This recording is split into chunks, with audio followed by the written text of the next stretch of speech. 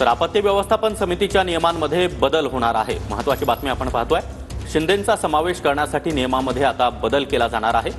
आपत्ती व्यवस्थापन समितीमध्ये एकनाथ शिंदेंचं नाव नाही आणि त्यावरून विरोधकांनी जोरदार निशाणा साधलेला होता।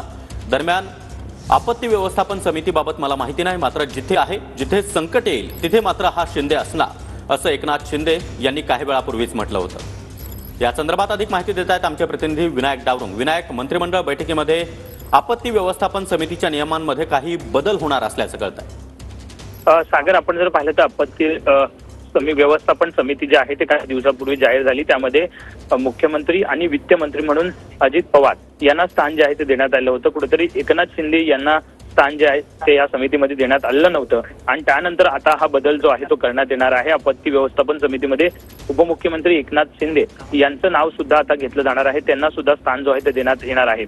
ज्या पद्धतीनं जुना जी आर आला त्यावेळी मोठ्या प्रमाणात विरोधकांनी सुद्धा निशाणा जो आहे तो साधला होता। शिंदेना बाजूला ठेवलं जातं असेही आरोप जे आहेत ते टीका जी आहे ते करण्यात आली होती आणि त्यानंतर आजच्या कॅबिनेट बैठकीमध्ये हा संपूर्ण याबाबत चर्चा जी आहे ती होईल आणि कुठेतरी आपत्ती व्यवस्थापन समिती जी आहे त्या समितीमध्ये एकनाथ शिंदे जे उपमुख्यमंत्री आहेत त्यांचा समावेश सुद्धा केला जाणार आहे। बरोबर आहे विनायक, धन्यवाद या माहितीसाठी। दरम्यान एकनाथ शिंदे यांनी या संदर्भात काय म्हटलेलं होतं ते पाहूया। आपत्ती व्यवस्थापनाच्या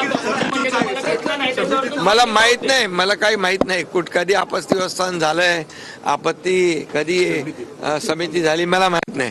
पण मला एवढं माहित आहे जिथं आपत्ती येते, जिथं आपदा येते, जिथं संकट येतं, जिथं महापूर येतो तिथे एकनाथ शिंदे असतो।